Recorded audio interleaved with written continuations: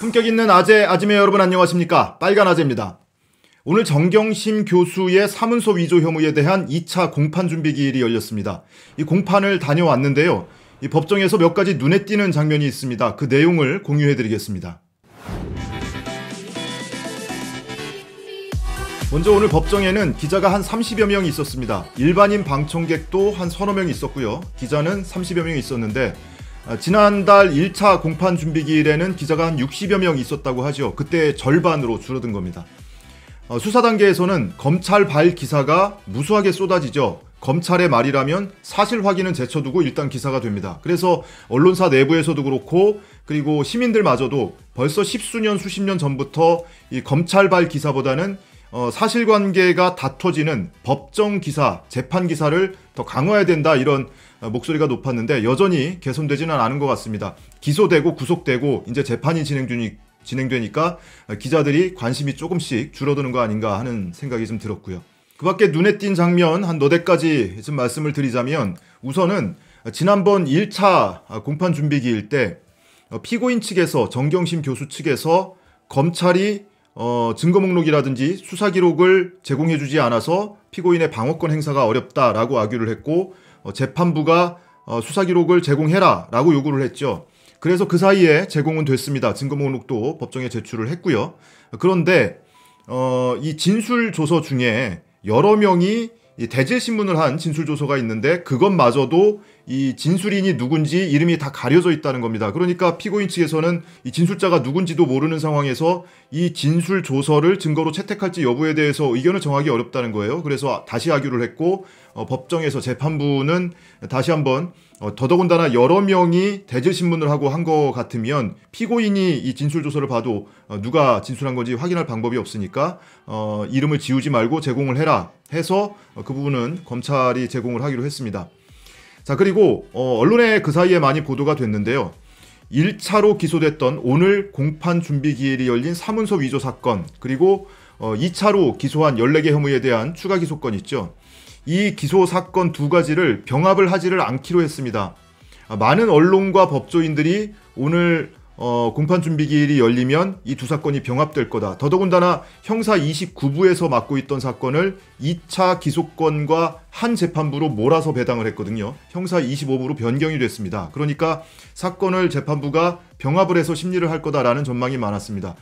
특히나 1차 기소권이 사문서 위조건이고 2차 기소권에는 위조 사문서 행사 등 이 관련된 사건들이 연관이 있다 보니까 당연히 병합될 거다라는 전망이 많았는데 재판부에서는 이거 병합을 하지 않고 당분간 병행해서 진행을 하겠다라고 했습니다.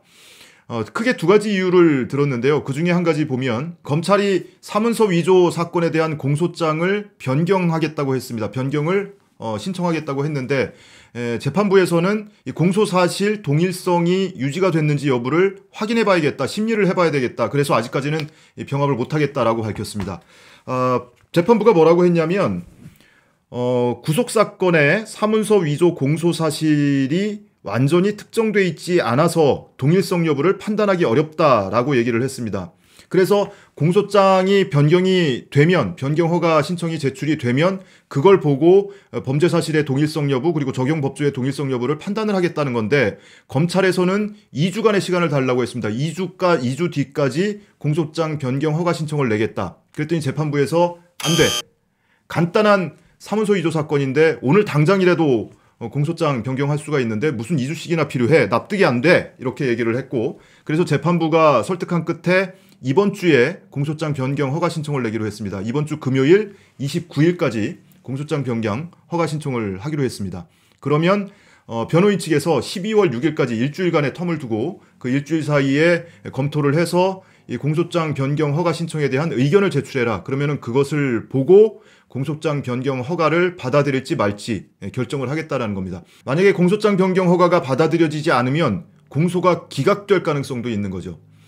1차로 9월 6일에 조국 교수가 인사청문회를 하던 당일 밤에 검찰이 기소를 했죠. 그때 당시 공소장에는 정 교수가 성명불상자 등과 공모해 2012년 9월 7일 임의로 동양대 표창장 문안을 만들어서 거기에 총장 직인을 임의로 날인했다 이렇게 되어 있습니다. 그런데 지금 검찰이 변경을 예고하고 있는 공소 내용은 우선 일자가 다르죠. 2012년이 아니고 2013년으로 바뀌고요. 그리고 성명불상자 등과 공모했다고 했는데 공모자가 특정이 안 돼 있고요. 그리고 총장 직인을 날인한 게 아니고 컴퓨터 파일로 직인 파일을 오려 붙여서 만들었다고 했습니다. 그러니까 주요 공소사실 ABC가 다 변경이 돼야 되는 거예요. 그러니까 이걸 두고 재판부에서는 공소사실 동일성 여부를 심리를 해보겠다 이렇게 밝히고 있는 겁니다.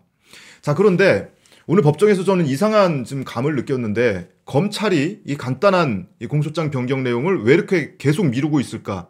지금 최초에 기소했던 일자로부터 지금 2달이 넘게 지났거든요. 그런데 이제 2주를 더 달라고 하는 겁니다. 이미 재판이 진행 중인데 왜 그럴까? 2주가 지나면 12월 중순이 됩니다. 그런데 12월 중순이라는 시점이 아주 절묘한 게 지금 진행되고 있는 정기국회가 12월 9일에 끝납니다. 물론 지금 패스트트랙에 올라가 있는 법안, 선거제 관련 법안하고 공수처 법안 그리고 형사소송법 등 검찰개혁 법안이 12월 9일 정기국회 회기 내에 처리가 되지 않으면 이후에도 임시국회를 열어서 추가로 열어서 아마 계속 진행을 할 겁니다. 그런데 아무리 길어도 12월 17일까지는 이걸 맞춰야 됩니다. 여당에서 이 법안 처리의 데드라인으로 잡은 게 12월 17일입니다. 왜 17일이냐면 12월 17일부터는 내년에 치러지는 제21대 국회의원 선거 예비후보자 등록이 시작됩니다. 그런데 여기에 선거제 관련 법안도 포함이 돼 있다 보니까 그 이전까지는 무조건 이 법안 처리를 해야 되겠다는 거죠. 자, 또 하나 12월 17일이 넘어가면요 올해 재판이 못 열립니다. 내년으로 넘어갑니다. 오늘 재판장에서 재판부에서도 밝힌 내용인데 12월 7일부터 2주 동안 중앙지법이 2주 동안 동계 휴정에 들어갑니다. 그러니까 2주 동안에 특별한 경우를 제외하고는 재판을 열지를 않아요. 그러니까 재판을 열지 못하기 때문에 12월 중순이 넘어가면 내년으로 넘어가는 겁니다. 그런데 만약에 검찰이 그 전에 공소장 변경 허가 신청을 하고 재판부가 판단할 때 공소장 변경 허가가 안 돼 또는 공소 기각이야 라고 판단이 내려지면 지금 국회에서 다뤄지고 있는 공수처 법안 그리고 검찰개혁 법안들이 굉장히 탄력을 받게 되죠.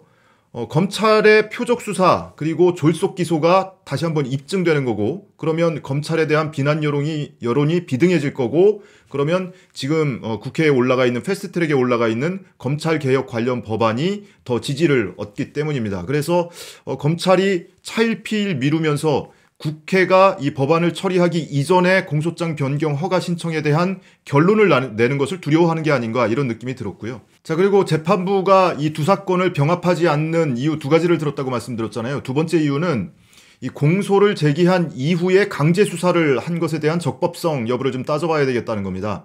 그러니까 9월 6일에 기소를 해놓고 그 이후에 정경심 교수에 대한 구속영장 발부받아서 구속하고 피의자 신문을 계속 받았고 압수수색도 수차례 실시를 했죠.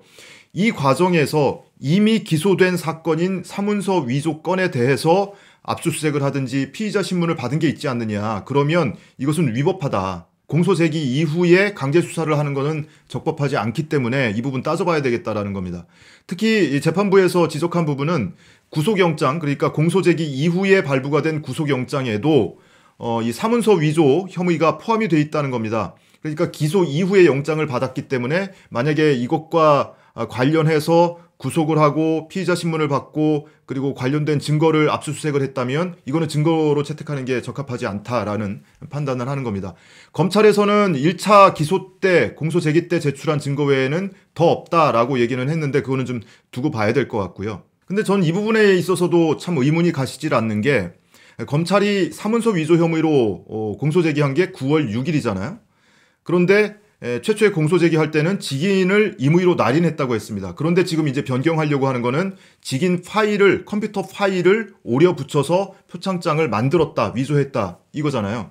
그런데 그 직인 파일을 공소 제기하는 시점에 검찰이 갖고 있었느냐 없었느냐 이게 굉장히 저는 중요하다고 봐요. 왜냐하면 검찰 입장에서 만약에 그 이전에 압수수색을 통해서 정경심 교수의 PC에서 그 파일을 확보를 했다면 그 사문서 위조 혐의로 부랴부랴 기소를 하는 마당에 그것과 관련된 파일부터 집중적으로 찾아보지 않았겠습니까? 증거물 분석하면서 표창장과 관련된 파일부터 집중적으로 좀 확인을 했을 거예요.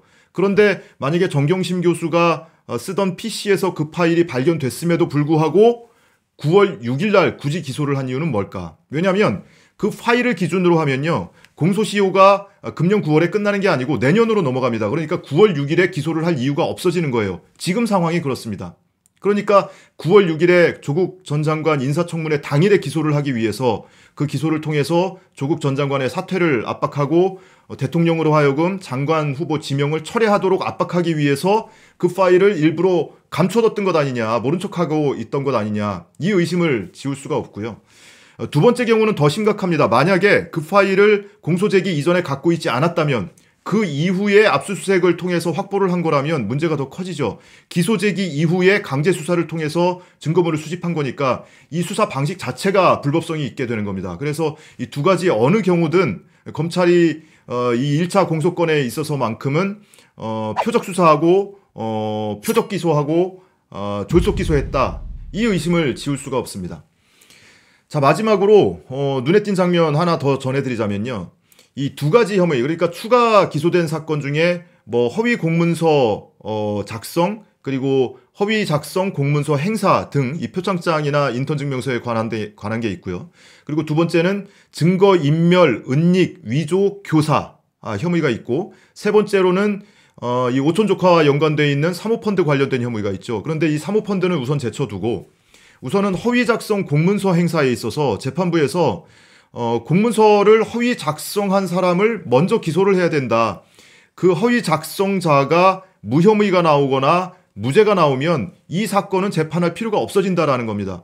허위 공문서를 작성하는 행위가 우선 있어야 그 공문서를 어딘가 제출하거나 입시 서류에 내거나 해서 행사를 하는 게 되잖아요. 그러니까 원천 행위인 허위 공문서 작성자, 이 작성자에 대한 기소 여부가 우선 결정돼야 된다, 이겁니다. 만약에 이 허위 작성자에 대한 혐의가 없어서 불기소하거나 또는 기소를 했는데 무죄가 나오거나 그러면 이 문서를 사용한 것도 죄가 될 수 없다는 논리죠. 너무나 당연한 겁니다.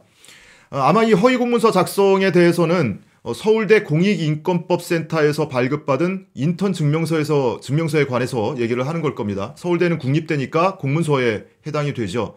그러면 허위 공문서를 작성한 사람이 있다면 그거는 둘 중에 하나죠. 조국 전 장관 아니면 서울대 인권법센터 관계자, 이들에 대한 기소 여부부터 우선 밝히라는 겁니다. 그리고 두 번째, 증거인멸, 증거은닉, 증거위조에 대한 교사 혐의가 있죠. 교사라는 거는 시켰다는 겁니다. 그러니까 예를 들면 정경심 교수의 자산관리인이었던 김경록 씨이거나 아니면 코링크 PE의 관계자들로 하여금 관련된 증거를 치워, 없애, 감춰라고 지시를 했다는 건데, 그러면 그거를 증거를 인멸하고 은닉하고 위조한 사람이 정범이잖아요. 그런데 정범에 대해서는 기소를 아직 안 했습니다. 정범이 누군지도 특정이 돼 있질 않아요. 그러니까 이 정범을 먼저 기소할지를 정하고 그 정범에 대한 무혐의가 나오거나 또는 무죄가 나오면 그것 역시도 이 증거 위조, 은닉, 인멸 교사에 대해서도 재판할 필요가 없어진다는 겁니다. 제 기대를 조금 섞어서 전망을 하자면 사문서 위조 혐의에 대한 기소는 기각될 수도 있지 않을까? 라는 전망을 아주 조심스럽게 해봅니다. 물론 다수의 법조인이나 언론인들은 뭐 제 주변에 이렇게 좀 물어봐도 그렇고요. 기각될 일은 없어. 공소장 변경 허가가 받아들여지지 않을 이유가 없어. 라고 전망을 하시는 분들이 대다수입니다. 그런데 전망은 틀릴 수가 있는 거예요. 왜냐하면 많은 언론인들이 오늘 이 준비 공판 기일에서도 이 1차 공소 제기권과 2차 기소권이 병합될 거라고 예상을 했습니다. 그런데 재판부에서는 병합을 하지 않았고요. 병합하지 않는 가장 큰 사유로 공소 사실의 동일성 여부를 따져봐야 한다는 거거든요. 그러니까 누가 틀릴지는 알 수 없는 거죠. 자, 어쨌든 이 사안은 좀 지켜봐야 될 것 같아요. 공판 준비 기일이 이제 12월 10일에 또 3차 공판 준비 기일이 있고요. 그때까지는 검찰도 공소장 변경 허가 신청을 하고 변호인 측에서도 그것에 대한 의견을 제출을 할 거고 재판부가 이것에 대해서 받아들여질지 여부를 정하게 될 겁니다. 이 사항에 관해서도 여건이 되는 한 최대한 직접 법정에 가서 취재를 해서 여러분께 공유를 해드리도록 하겠습니다. 자, 오늘 영상 유익하셨다면 구독과 좋아요 눌러주시고요. 영상이 올라올 때 바로 알림을 받고 싶다 하시면 종 모양 알림 버튼도 눌러주시기 바랍니다. 그리고 댓글로 이렇게 여쭤보시는 분들이 계세요. SNS에, 페이스북에 또는 뭐 인터넷 카페에, 블로그에 공유를 해도 되냐 이렇게 질문을 하시는 분들이 계신데 공유는 얼마든지 환영합니다. 그러니까 굳이 여쭈지 않으셔도 얼마든지 공유 허용되니까 마음껏 공유하시기 바랍니다. 고맙습니다.